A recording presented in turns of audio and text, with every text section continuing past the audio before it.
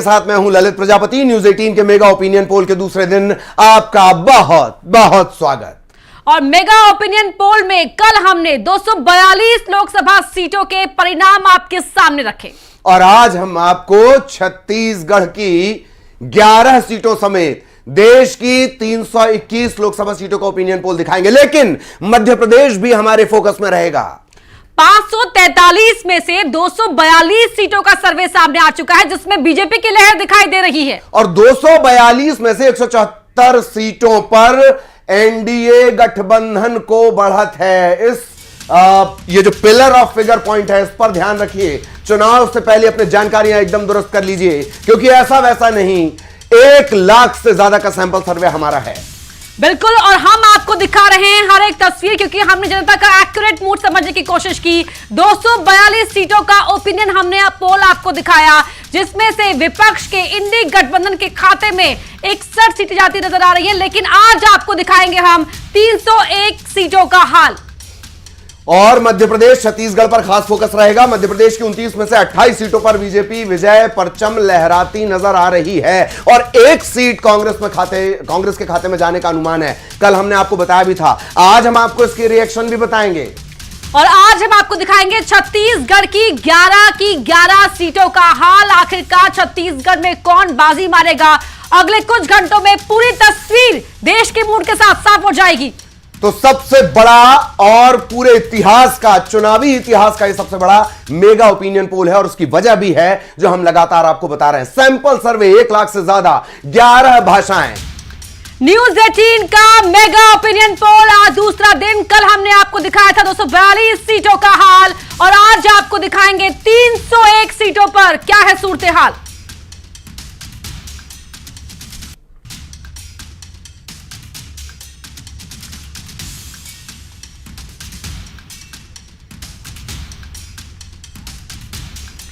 और हम भी सिर्फ यहां पर नहीं है, हमारे साथ हमारे एक और सहयोगी पुनीत जुड़ रहे हुए हैं, जो आपको पूरे ग्राफिकल इंटरप्रिटेशन के साथ दिखाएंगे तस्वीर क्या है।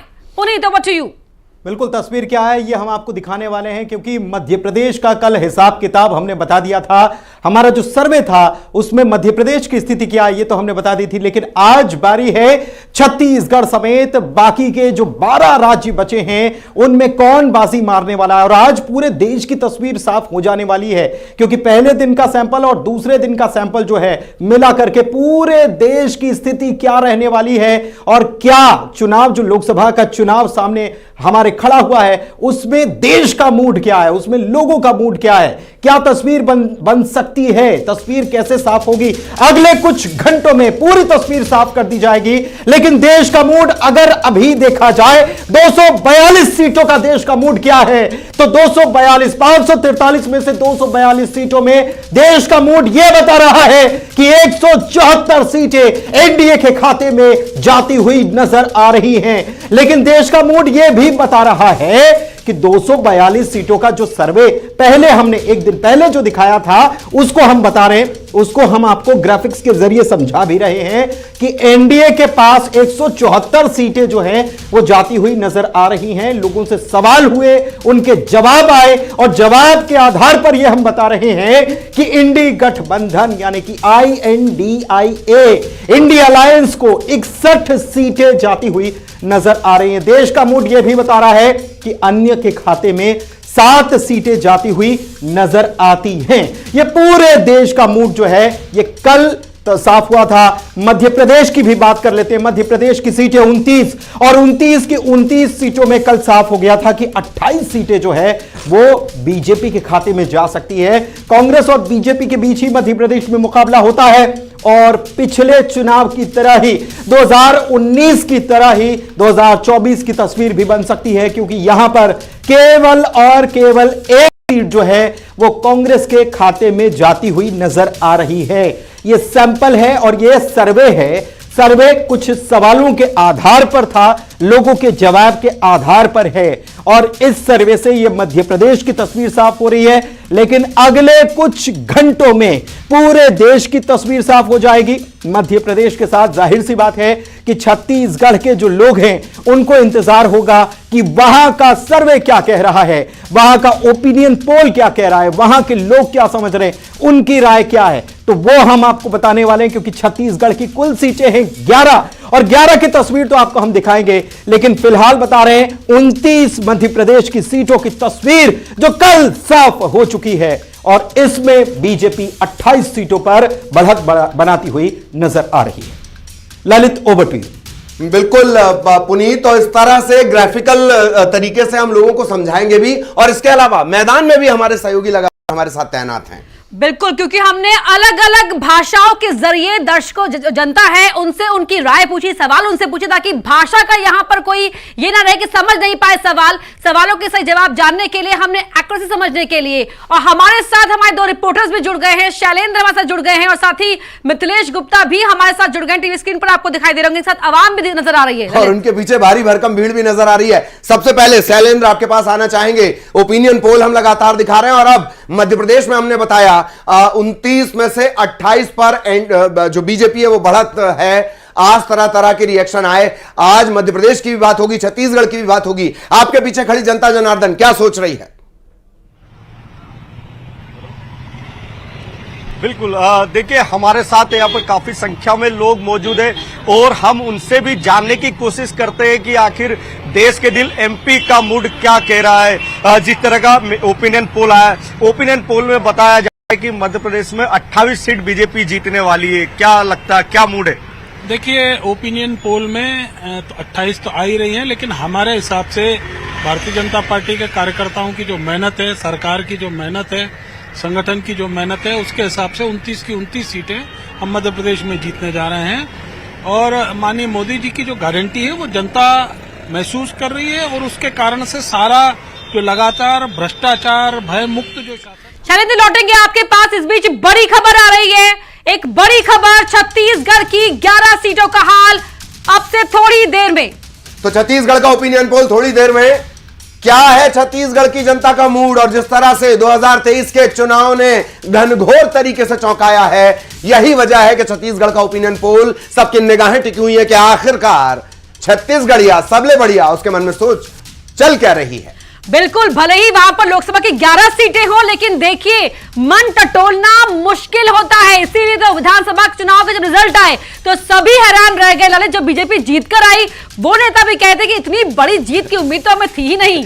दरअसल ये बात एकदम सही है कि बीजेपी के नेताओं से ही जवाब 2023 3 दिसंबर के पहले पूछा करते थे। वो कह रहे थे हम बेहतर स्थिति में होंगे। उन्हें खुद प्रचंड और घनघोर स्थिति का अंदाजा नहीं था, और आखिरकार वो हुआ। क्योंकि ये छत्तीसगढ़िया है, ये साइलेंट वोटर है, पर जब ये बटन दबाता है तो वायलेंट वोटर हो जाता है। छत्तीसगढ़ का ओपिनियन पोल थोड़ी देर में आपको यह पता चल जाएगा कि छत्तीसगढ़ की जनता के मन में क्या चल रहा है। 11 की 11 लोकसभा सीटों का हाल, जहां पिछली बार 2 सीटें गई थी कांग्रेस के खाते में, वो भी तब ललित जब विधानसभा चुनाव में बड़े मार्जिन के साथ छत्तीसगढ़ में भूपेश बघेल ने सरकार बनाई थी। तो छत्तीसगढ़ पर लगातार नजर बनी हुई है। उमेश मौर्य हमारे सहयोगी इस वक्त जुड़े हुए हैं, सीधा उमेश के पास आपको लिए चलेंगे। उमेश, क्या कुछ नजर आ रहा है, लोगों को क्या लग रहा है? उमेश,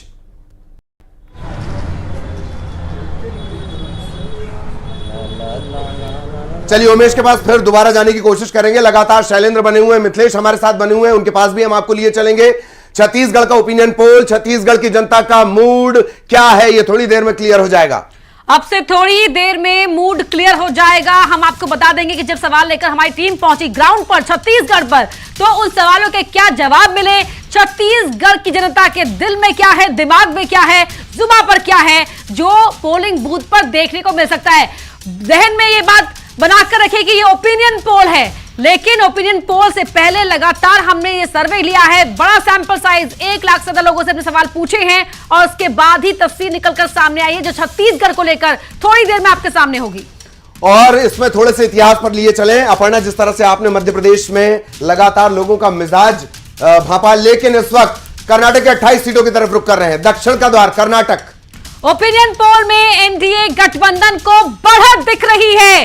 कर्नाटक में पिछड़ा है विपक्षी गठबंधन INDI गठबंधन। कर्नाटक में 28 सीटों का हाल ये बता रहा है ओपिनियन पोल में कि NDA गठबंधन ने दक्षिण में अच्छा परफॉर्म किया है। और वो भी तब जबकि कर्नाटक में किस तरह की स्थितियां रही, विधानसभा चुनाव में किस तरह की स्थितियां रही। यानी कल जो हमने बताया था कि सबसे फेवरेट कौन, सबसे मेहनती कौन, सबसे ईमानदार कौन और जनता की परवाह करने वाला कौन, यानी प्रधानमंत्री मोदी, वही नजर आ रहा है इस मेगा ओपिनियन पोल कर्नाटक में। और NDA गठबंधन ने, खासतौर पर बीजेपी ने दक्षिण में लगातार मेहनत की, उस तरह को कभी भी कम नहीं होने दिया, यह दावा बीजेपी नेताओं की ओर से किया गया। कर्नाटक में NDA गठबंधन पिछड़ा है, 28 सीटों का यह हाल। तो कर्नाटक की ये स्थितियां हैं और एक बार और बारीकी से इसे समझ लेते हैं, ग्राफिक्स के जरिए इसे समझ लेते हैं। सीधे पुनीत के पास आपको लिए चलेंगे। Puneet, over to you. और शुक्रिया आपका ललित और अपर्णा, क्योंकि दोनों आप बता रहे हैं कि किस तरीके से ओपिनियन पोल जो है वो क्या क्या बता रहा है। लोगों का मूड हमने भांपने की कोशिश की है और लोगों का मूड ये बताने के लिए काफ़ी है कि ओपिनियन पोल में NDA को बढ़त नजर आ रही है। कर्नाटक राज्य की बात कर लेते हैं। कर्नाटक जो है सबसे अहम राज्य हो जाता है, क्योंकि कर्नाटक में बहुत उथल पुथल राजनीति की हमने देखी है बीते वक्त में। सबसे बड़ी बात यह है कि कर्नाटक में जिस तरीके से कांग्रेस ने अपनी सरकार बनाई, उसके बाद से कहीं ना कहीं एक झटका बीजेपी को लगता हुआ नजर आया, क्योंकि बीजेपी ने बहुत यहां पर मेहनत की थी विधानसभा के चुनाव के लिए, लेकिन नतीजे भले ही उसके पक्ष में नहीं आए। लेकिन अब बात जब लोकसभा चुनाव की आती है और लोकसभा चुनाव के ओपिनियन पोल की आती है, तो समझ लीजिए कि तस्वीर क्या है। कर्नाटक की तस्वीर 28 सीटें हैं कुल मिलाकर लोकसभा की यहां पर, और ओपिनियन पोल यह बता रहा है कि NDA गठबंधन को यहां पर बढ़त मिलती नजर आ रही है। यानी कि समझिए कि विधानसभा चुनाव और लोकसभा चुनाव में लोगों का मत कैसे बदल जाता है, लोग कैसे सरकार को चुनने की कोशिश करते हैं और उनके दिमाग में क्या क्या चलता रहता है, क्या क्या उनके दिमाग में चीजें चलती हैं जिसके आधार पर वो सरकार को चुनने का काम करते हैं। ओपिनियन पोल में NDA गठबंधन को बढ़त मिलती नजर आ रही है और कर्नाटक में इंडी गठबंधन जो है वो पिछड़ता नजर आ रहा है। ग्राफिक्स के जरिए हम आपको दिखा भी रहे हैं कि कैसे इंडी गठबंधन जो है उसको वो बहुत कम पर सिमटता हुआ नजर आ रहा है, जबकि NDA गठबंधन को बढ़त मिलती यहां पर नजर आ रही है। 28 सीटों का ये पूरा हिसाब किताब जो है आपके सामने हम ओपिनियन पोल के जरिए रख रहे हैं, और इसमें साफ तौर पर ये पाई चार्ट जो है आप मेरे सामने देख पा रहे हैं। ये पाई चार्ट ये बताने के लिए काफी है कि NDA गठबंधन जो है इसको 25 सीटें यहां पर मिलती नजर आ रही हैं, जबकि इंडी गठबंधन के पास केवल और केवल 3 सीटें जाती हुई नजर आ रही हैं। ये ओपिनियन पोल बता रहा है, ये पाई चार्ट बता रहा है कि यहां पर एक बड़ी जीत की तरफ, एक बड़े लोगों के बड़े मत की तरफ NDA जाती हुई नजर आ रही है। Aparna, over to you. बिल्कुल, और अब असम का रुख करते हैं, 7 सिस्टर ग्रुप्स की तरफ मूव करते हैं। क्या स्थितियां असम की हैं वो आपको बता दें। 14 सीटों का ओपिनियन पोल। असम की ओपिनियन पोल में NDA का डंका यहां पर दिख रहा है। बड़ी बढ़त के साथ NDA आगे मूव करता हुआ, इंडी गठबंधन का सुपड़ा सा क्लीन स्वीप। और असम में ऐसा लग रहा था, विपक्ष ये सोच रहा था, NDA ये सोच रहा था CAA NRC का कोई इफेक्ट पड़ेगा, पर ओपिनियन पोल ये कहता है, मेगा ओपिनियन पोल ये कहता है असम में NDA को बड़ी बढ़त और इंडी गठबंधन का सुपड़ा साफ होता नजर आ रहा है। असम की किस तरह की स्थितियां हैं? 14 सीटों का ओपिनियन पोल। पुनीत, आपके पास आएंगे, समझाइए ग्राफिक्स के जरिए, पाई चार्ट के जरिए। पाई चार्ट और ग्राफिक्स ये बताने के लिए काफी है। वैसे तो आप ही ने बता दिया कि बिल्कुल सुपड़ा साफ NDA गठबंधन का पूरा सुपड़ा साफ यहां पर नजर आ रहा है। असम की अगर स्थिति की बात कर ली जाए, ओपिनियन पोल जो सामने आया है, और ये मेगा ओपिनियन पोल है, और मेगा ओपिनियन पोल ये बता रहा है कि NDA का डंका बज रहा है। असम ने एक प्रकार से पूरा भरोसा, सारा भरोसा जो है वो NDA पर असम की जनता जताती हुई नजर आ रही है। मेगा ओपिनियन पोल में लोगों की राय इसके जरिए पता चलती है। ग्राफिक्स के जरिए हम आपको दिखाते हैं कि असम में कुल सीटों की संख्या जो है ये 12 सीटें देखिए NDA के पास जाती हुई नजर आ रही है। और साफ तौर पर यहां ये दिखाने के ये आप समझ पाएंगे कि एक तरफ कांग्रेस है और दूसरी तरफ बीजेपी है। यहां पर भी दो ही दल मुख्य रूप से लड़ते हैं, और इसमें असम की अगर बात की जाए तो यहां पर बीजेपी ने जो जिस तरीके से अपना दबदबा बनाने का काम किया है बीते के सालों में, तो उससे ऐसा लगता है कि बीजेपी यहां पर पूरी तरीके से कामयाब होती नजर आ रही है। 14 सीटों का हिसाब किताब हम आपको बता रहे हैं और 14 सीटों में असम में एनडीए को बड़ी बढ़त यहां पर नजर आ रही है, क्योंकि एनडीए को 12 सीटें जीती हुई नजर आ रही हैं, 12 लोकसभा सीटें।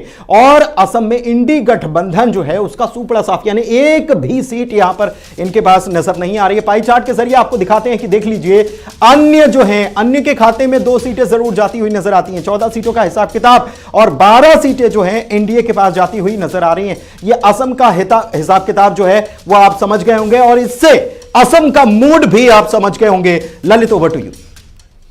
बिल्कुल, और असम की स्थितियां हमने बता दी। अब हम छत्तीसगढ़ का जिक्र करेंगे।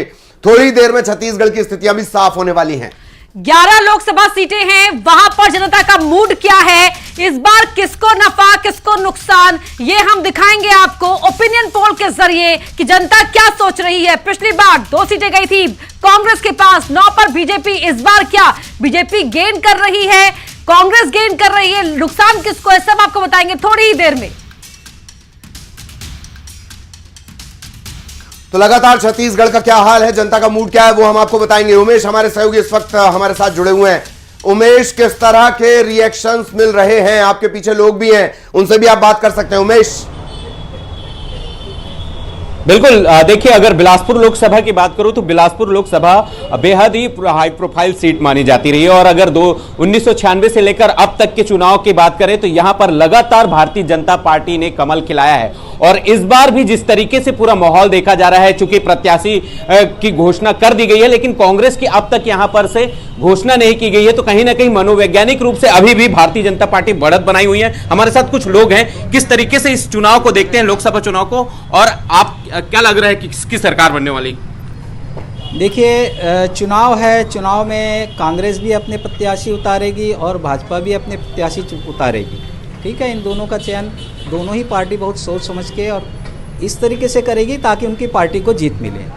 तो भाजपा भी है, अभी तक ये कहा जा रहा है कि इस ज़िले में जो, क्योंकि हिंदू बहुल ज़िला है ये, यहाँ पर भाजपा का जो है थोड़ा सा ज़्यादा वर्चस्व रहा है हर बार की तरह, लेकिन कांग्रेस भी उससे बहुत पीछे नहीं रही है, क्योंकि हाल ही में अभी कांग्रेस जो है भूपेश सरकार अपनी बना चुकी है कांग्रेस।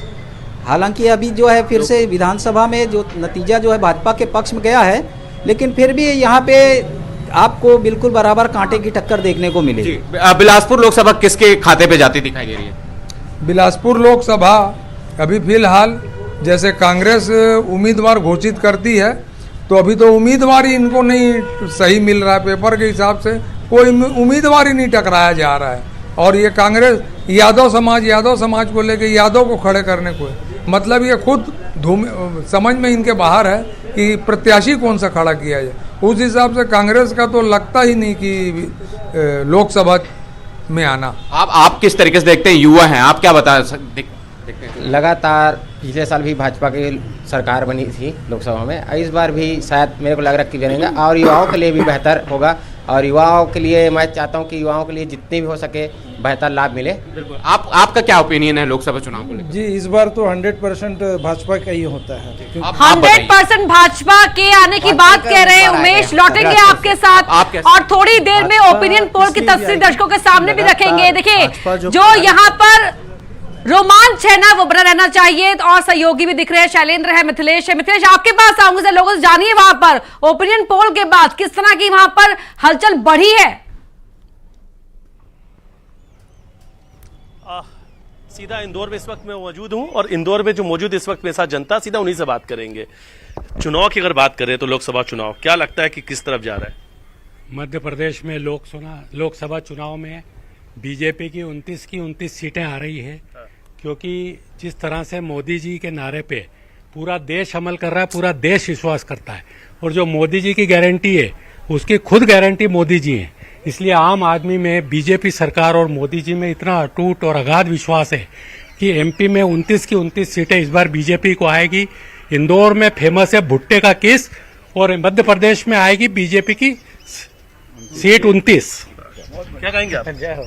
देखिए, जिस तरह 450 साल पुराना मसला जो सनातन धर्म से चला आ रहा है, सनातन धर्म का जो मसला, राम मंदिर का मसला, जो जिनने 9 साल की सरकार में हल कर दिया, ऐसे व्यक्ति को, मतलब हमारे लिए तो अवतार ही है, हम ऐसे व्यक्ति को इंदौर से तो इतिहास बनाएंगे पूरे मध्य प्रदेश में 29 सीटों पे विजयी घोषित करवाकर मोदी जी का जो नारा है अब की बार 400 पार, उसे पूर्ण करेंगे। अब की बार 400 पार, अब की बार। आप जनता है, इस वक्त चुनाव को लेकर आपके मन में क्या कुछ चल रहा है, किन मुद्दों में आप वोट डालते हैं और क्या लग रहा है कि चुनाव में इस वक्त क्या नजर आ रहा है आपको?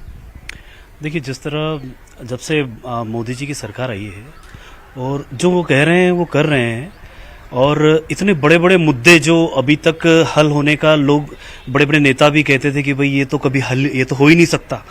जैसा आप धारा 370 को ले लें तो वहाँ के लोग वहाँ के जो बड़े बड़े मुख्यमंत्री हुए हैं, वहाँ के बड़े बड़े नेता हुए हैं, और भी हिंदुस्तान के जो जितने भी विपक्ष के नेता थे वो कहते थे कि ये तो कभी हल ही नहीं हो सकता है कि धारा 370 वहाँ से हट जाए। उसको बड़ी आसानी से मोदी जी ने वहाँ पर हटा दिया, और एक नोटबंदी की तो उसमें हो सकता है ज्यादा फायदा नहीं हुआ, लेकिन सबसे बड़ा फायदा ये हुआ है कि जो टेररिस्ट ग्रुप को जो फंडिंग हुआ करती थी, वो फंडिंग बंद हो जाने से हिंदुस्तान में शांति पैदा हो गई। तो ये बात कहीं निकल कर आती है लोकप्रियता की, जब हमने बात की थी, या कहीं पर बात वहीं निकल कर आती है लोकप्रियता को लेकर। शैलेंद्र भी लगातार हमारे साथ बने हुए हैं। शैलेंद्र, बहुत तेजी से फटाफट लोगों के रिएक्शन जी। मोदी की गारंटी की बात हो रही कि क्लीन स्वीप हो रही कांग्रेस है। देखिए, मोदी गारंटी 2014 में हुई। क्या 15 लाख लोग अकाउंट में आ गए? क्या 2000 लोगों को रोजगार मिल गए? क्या किसानों की आय दुगना हो गई? क्या एमएसपी लागू हो गया? क्या सिलेंडर 450-500 रुपए का हो गया? क्या पेट्रोल 35 रुपए लीटर हो गया? क्या डीजल 50 रुपए लीटर हो गया? ये सब मोदी गारंटी थी, और मोदी फिर गारंटी दे रहे हैं। ये गारंटी पे सवाल आपका क्या कहना, आपको क्या लग रहा है, क्या हो रहा है इस बारे में? मोदी सरकार की गारंटी मतलब सब गारंटी पूरी होने की गारंटी। निश्चित ही मोदी सरकार इन 10 वर्षों में ऐतिहासिक कदम उठाए गए हैं और ऐतिहासिक काम भी हुए हैं। निश्चित रूप से इस बार भाजपा 400 पार जाएगी। क्या मुद्दे हैं इस बार, क्या लग रहा है? इस बार जो है गरीब आदिवासी जनता जो है ठाना है कि मध्य प्रदेश में 29 की 29 सीट आएगी। भारतीय जनता पार्टी की पूरी देश में 400 से ऊपर रहेगा।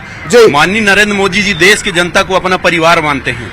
देश के गरीब किसानों के लिए साथ है, परिवार मानते हैं नरेंद्र मोदी, इसलिए परिवार हर कदम पर साथ रहेगा। कुछ ऐसा ही अंदाजे बयान देखने को मिल रहा है। लेकिन छत्तीसगढ़ का हाल क्या है, थोड़ी देर में आपके सामने होगा। दुर्ग चलते हैं, मिथिलेश ठाकुर हमारे साथ जुड़े हुए हैं। मिथिलेश, आपके पास जो लोग हैं, जरा उनसे जानिए, उनसे बातचीत कीजिए।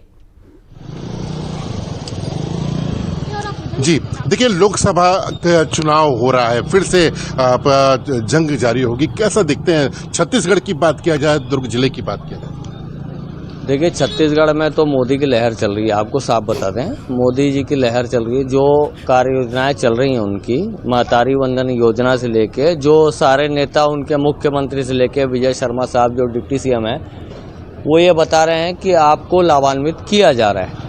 अब कांग्रेस के पास ये स्थिति नहीं है कि उन चीज़ों का जवाब दे सके। कांग्रेस के पास ये भी स्थिति है कि अभी लड़ाई इस बात की हो रही है कि टिकट लेके भाजपा के सामने लड़ेगा कौन, क्योंकि कई बड़े बड़े भाजपा के नेता टिकट देने के बावजूद उनको नकार दे रहे हैं, क्योंकि वो जान रहे हैं कि अपनी स्थिति को कि ये मोदी जी की लहर है। आप वोट देंगे कि आपके मुद्दे किस तरह के होंगे?